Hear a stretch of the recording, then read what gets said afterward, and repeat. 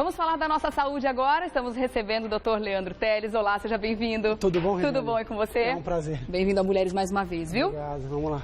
O Leandro, que é neurologista, vai falar com a gente hoje sobre epilepsia. Antes de mais nada, eu queria que você explicasse pra gente. Existe diferença entre epilepsia e convulsão?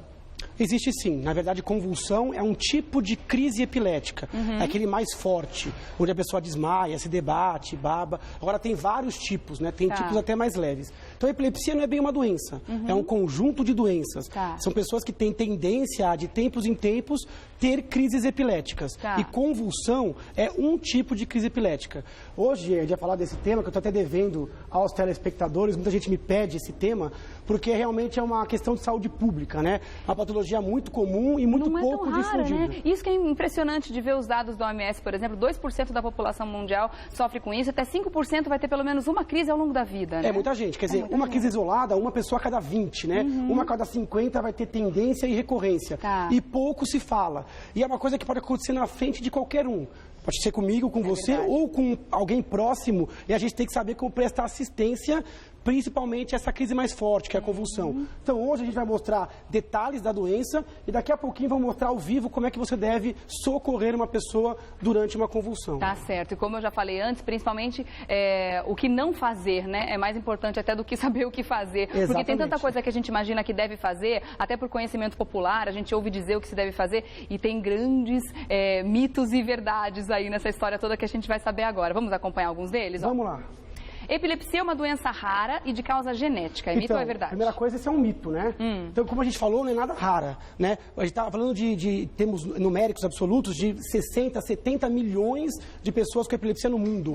No Brasil, 3, 4 milhões de pacientes com epilepsia. Então, a gente tem... E é uma doença democrática. Pega homem, mulher, qualquer idade, criança, adolescente, jovem, idoso, rico, pobre, negro, branco. Então, é uma das doenças mais democráticas. Então, é muito comum. Se fala pouco, mas tem bastante paciente.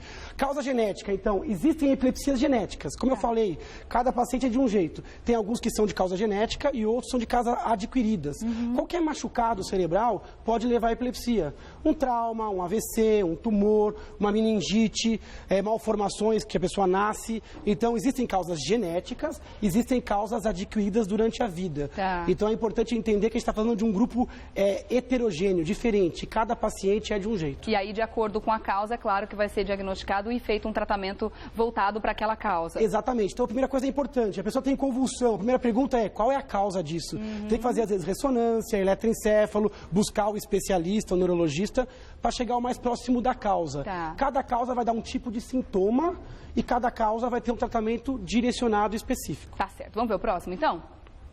Durante uma crise, devemos impedir que o paciente engula sua própria língua. Outro mito, né? Mito também? Mito total. Na verdade, a língua é um músculo que também fica contraído durante a crise. Ela não consegue se engolir, se auto-engolir, né? Então, ninguém consegue enrolar a língua para dentro da própria cavidade. Então, a gente vai mostrar aqui depois, em detalhes, como que você atende um paciente. Mas essa é uma preocupação que não deve existir. Então, na verdade, a pessoa tem saliva...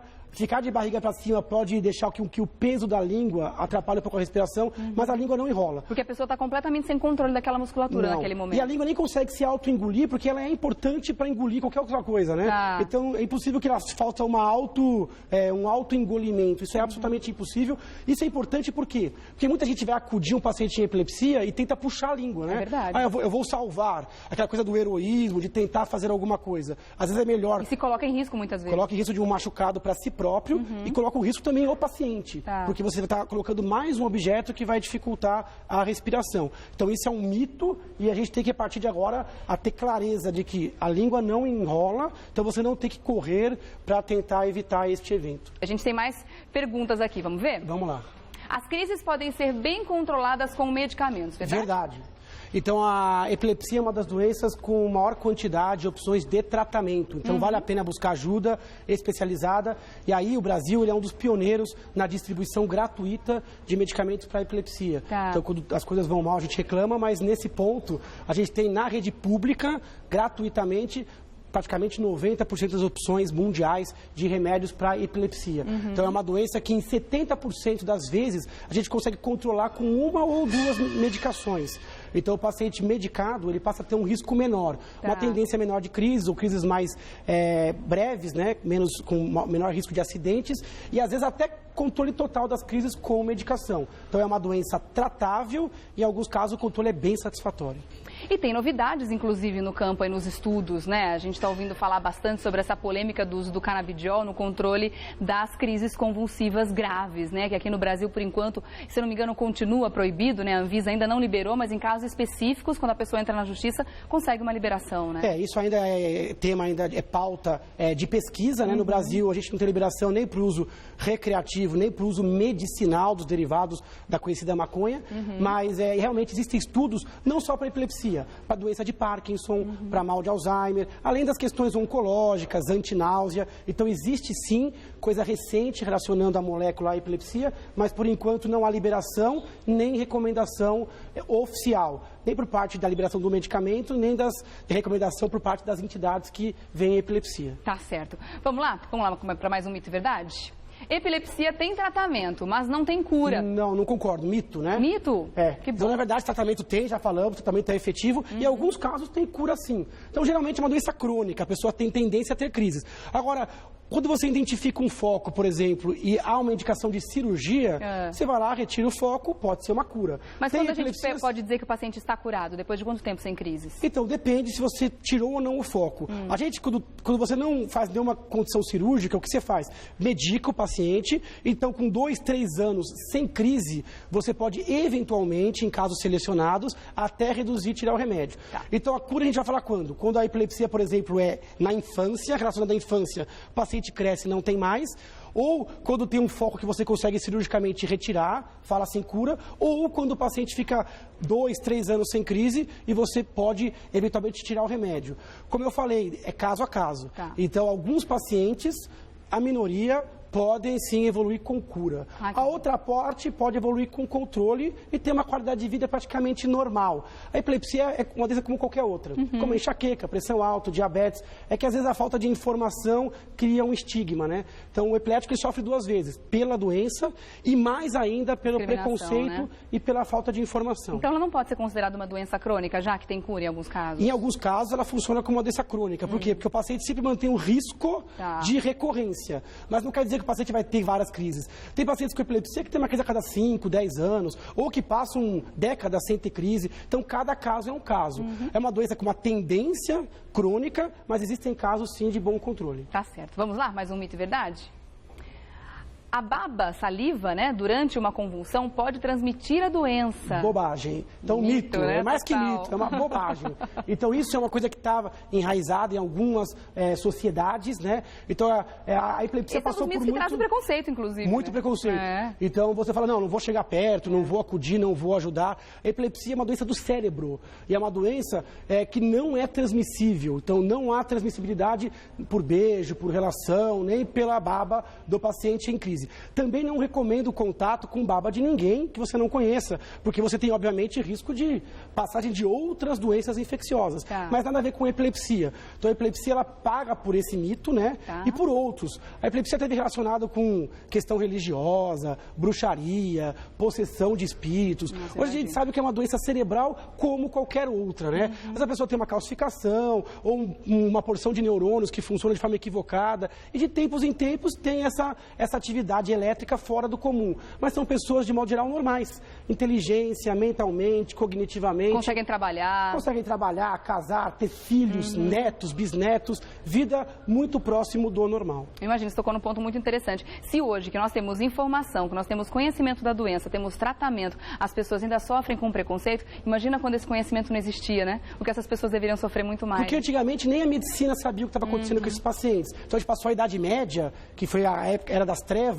realmente alimentando esse tipo de preconceito. Hoje em dia a gente sabe a causa, a evolução da maioria das epilepsias. Então hoje em dia é mais fácil falar. E hoje eu acho que a grande contribuição dessa pauta é levar essa informação para o grande público. Vamos agora para a simulação? O doutor Leandro está aqui e a gente está recebendo também o Renan Rezende, tudo bem? Bom. Seja bem-vindo ao Mulheres, tudo jóia? Tudo bom. Pode deitar, fica à vontade para fazer a simulação. O Renan, na verdade, ele é um voluntário, um convidado, se prestificou aí a ajudar a gente. E ele não tem epilepsia, acho que nem sabe mas como é que é uma crise em si. Vai aprender com a gente o que fazer também, né? Então, na verdade, assim, a primeira coisa é reconhecer uma crise convulsiva. Então, a crise convulsiva, a pessoa geralmente perde os sentidos. Às vezes, antes da crise, a pessoa pode dar um grito, ou sentir um mal-estar, ou pedir ajuda. Às vezes, não. Às vezes, já é direto, pumba, pro chão, Se a pessoa já teve alguma coisa antes, ela pode até perceber alguns sinais, então, de que vai acontecer de novo. Ou porque ela já teve antes e conhece. Na verdade, o que importa é aonde nasceu a crise. Às vezes, a crise nasce num ponto específico do cérebro. Então, se for, por exemplo, a área da mão, pode ser que ele tenha uma contração na mão antes de pegar o cérebro todo e ela desmaiar. Se for na área do cheiro, ela pode sentir um cheiro estranho ou um mal-estar. Agora, tem epilepsias que não começam num ponto específico. Já pegam o cérebro de uma vez. Então, isso é uma questão técnica, mas a pessoa pode ter um aviso, pedir ajuda, ou sentar, ou buscar ajuda, ou pode vir abruptamente. Fato é que a pessoa geralmente perde a consciência, ou seja, você vai chamar a pessoa e ela não vai responder a você. A pessoa não se lembra de nada depois que passa a crise. Então, numa crise mais fraca, ela lembra. Numa crise mais forte, tipo a convulsão, ela geralmente não lembra, aquilo apaga. Então, a pessoa cai no chão ou cai no sofá. Aqui a gente vai mostrar na maca, por uma questão de comodidade. Então, quando a pessoa chega para acudir uma pessoa que desmaiou, ela vai encontrar uma pessoa com o rosto, às vezes, mais arroxeado, às vezes com uma dificuldade de respiração, o olho geralmente um pouco entreaberto, o olho pode estar revirado, que o pessoal fala, né? Então, vai perceber uma pessoa com o olho aberto, o branco do olho, você vai chamar, a pessoa não vai responder, e ela vai ter contrações no corpo, né? O corpo pode ficar com a postura assim, mais reta, né? Dura, que é uma fase que a gente chama de tônica, e pode ter, às vezes, movimentos de abalos simétricos nos braços e, às vezes, também nos membros inferiores. E é tudo muito rápido, esses movimentos? Então, isso é rápido e a pessoa, geralmente, que está tentando ajudar, ela fica desesperada, né? Então, a primeira dica é você ter que manter a calma. Então, primeira coisa, crise epilética é comum, geralmente ela passa sozinha. Se a pessoa tiver uma crise epilética no meio do mato, sozinha, ela geralmente sai bem. Não acontece nada na maioria dos casos. A responsabilidade não é de quem está atendendo. Então, você não sabendo o que fazer, é melhor não fazer nada? Não fazer nada. Às vezes é melhor você acompanhar, né? E não fazer nada é melhor do que tentar ajudar e acabar. Então, a pessoa vai estar inconsciente, com o olho revirado, entreaberto, pode estar com os braços esticados ou se debatendo. Então, a primeira coisa, respirar fundo, afastar as pessoas e as coisas que estão em volta. Porque esses movimentos são vigorosos. A pessoa pode acabar se machucando. Então, você afasta. Se a pessoa tiver algum objeto no corpo, por exemplo, um cachecol ou um óculos, você pode retirar essas peças de modo a pessoa não se enrolar, né? Você pode, se tiver uma camisa de botão, abrir um pouquinho o botão. Enquanto isso, a pessoa vai estar manifestando a crise. A região que pode mais causar algum acidente é a cabeça. Então, nessa hora... A primeira coisa que acontece é a pessoa cair no chão. A pessoa cai no chão. Então, a pessoa cai no chão, você vai abaixar, afastar, manter a tranquilidade, abrir a roupa, ou tirar óculos e cachecol e vai se preocupar com a cabeça. E até do pescoço para baixo, esquece. O risco de traumatismo é grande, então, né? Nesse momento da queda. É o maior risco de quem está passando durante a queda, ou mesmo no decorrer da crise, a pessoa pode continuar batendo a cabeça no solo. Porque os movimentos no pescoço também são fortes. Por isso que você pôs uma toalha aqui Primeira embaixo. coisa, assim, esquece do pescoço para baixo. Não tenta segurar a pessoa, conter os movimentos. Isso não serve para absolutamente nada. Isso só vai gastar sua energia e a do paciente. Então, esquece o paciente de pescoço para baixo e se oriente na região da cabeça. Você pode segurar levemente a cabeça, pode colocar alguma coisinha, um travesseiro ou uma toalha. Se for no meio da rua, às vezes uma bolsa vazia, uma camisa, uma blusa, né? Para amortecer, para ele não bater. E aí tem a questão da respiração, que é a preocupação, né? O paciente, às vezes, em crise, ele está meio roxinho, dificuldade de respiração. Então, primeira coisa, jamais introduzir a sua mão na boca do paciente. Às vezes as pessoas falam assim, então eu vou introduzir um objeto, né? Outro erro, então colher, faca, garfo, caneta, nada disso deve ser introduzido. Muita gente já ouviu, né? Isso é um problema, porque você coloca, o paciente está com a mordida super forte, os músculos da mastigação são extremamente fortes, colocar seu dedo pode levar a uma secção, um machucado na sua mão, risco de contaminação para você e para o paciente, colocar um garfo, uma faca, pode quebrar um dente, soltar, isso vai para a via aérea e dificulta mais ainda. Inferir seriamente a boca. Então, jamais introduza nada, nem na sua mão, nem objeto, na cavidade bucal, oral do paciente. Se você quiser ajudar um pouco, o que você pode fazer é, eventualmente, virar o paciente de lado. Lentamente, você pode ou dobrar uma perna e virar, ou virar o paciente de lado, se for fácil, rolando, né? Para que serve esse movimento? Esse movimento é interessante porque o paciente ele tem uma produção aumentada de saliva. Então, virando de lado, você impede que a saliva acumule na garganta. E vá para o lugar errado. Então, ó, de barriga para cima, a língua aqui, ela pode pesar e a saliva se acumula ali dentro. Então, o paciente pode ficar um pouco mais engasgado. Então, você pode virar ele em bloco, né? e de lado. E tem gente que até usa um dos braços para apoiar a cabeça, ou de cá, ou o braço de lá, caso você não tenha nada para acomodar a cabeça. Às vezes, virar não é tão fácil. O paciente, às vezes, está no meio da crise, está com os braços esticados. Mesmo assim, você pode tentar levemente virar. A gente só pede para evitar movimentos com a cabeça se você realmente, se o paciente é fruto de um trauma grave, caiu da altura, ou você está convulsionando por um trauma de automóvel, aí é melhor não mexer no paciente e esperar chegar o resgate. Se for uma queda mais simples, um paciente que você conhece, que não bateu de forma muito grave a coluna, você pode virar lentamente em bloco, o paciente vai ficar aqui, e aí a baba vai escorrer, né? E aí você vai aguardar. No começo, se lembrar, não é tão fácil lembrar isso, olhar no relógio, para você ver mais ou menos a duração da crise. Quanto tempo leva uma crise? De modo geral, 2 minutos, 3 minutos. É muito raro uma crise que dure mais que 5 minutos. Mas 5 minutos é um tempo para você, por exemplo, chamar um resgate. Nossa, parece rapidinho, mas deve ser uma eternidade para aquele momento de desespero. 2 minutos falando é muito rápido. Para quem está vendo uma convulsão, isso demora, às vezes, a sensação de que aquilo não passa muito nunca. Mais, O paciente ele vai começar a fazer ruídos, vai parar de se debater e vai começar a respirar de forma normal. Depois da crise, você pode manter o paciente nessa posição, o paciente ele vai estar um pouco confuso. Ele vai estar com dores musculares, pode ter sangue, pode ter ainda saliva na boca, ele pode não saber onde está, o nome. Nessa hora não tem de ficar explicando, nem conter. É só se você manter a tranquilidade e ficar ao lado do paciente. Os principais erros: colocar algo na boca do paciente, administrar água durante ou logo depois da crise. E medicamento também? As pessoas podem querer dar algum remédio para a pessoa na hora? Super comum. A pessoa, então acho que faltou remédio, né? Então a pessoa vai pegar na bolsa, pega na carteira e dá o remédio. Não. Então não é para dar remédio depois da crise. Depois que passar tudo, telefonar. O próprio paciente vai telefonar para o médico e o médico vai orientar. Mas não é para dar remédio, não é para dar líquidos. Outra coisa que muita gente faz é colocar álcool ou sal. Nada disso adianta. Aonde? Colocar no rosto, colocar na testa, fazer compressa. Então, isso não tem nenhum embasamento científico. Tem nenhuma serventia? Não tem. Protegeu a cabeça, virou o paciente lentamente de lado, deixou a baba, ficou ao lado do paciente, afastou as pessoas, você fez o melhor que você podia fazer. Olhando o relógio, passou de 5 minutos, não é para você pegar e colocar no carro e levar, não. Você vai chamar o resgate, o SAMU, né? Que é o 192. Então você vai chamar a assistência que vai vir retirar o paciente. Porque as crises que duram mais que 5 minutos, às vezes necessitam de medicamento na veia. Você não vai ter essa condição disso na hora. Eu te falo, Regiane, é muito raro uma crise durar mais que 3, 4 minutos. De modo geral, 1, 2 minutinhos, manter a tranquilidade, o paciente sai tal qual ele entrou na crise. E aí, se foi a primeira vez na vida que ele teve uma convulsão, aí tem que investigar. Tem que ir para o hospital.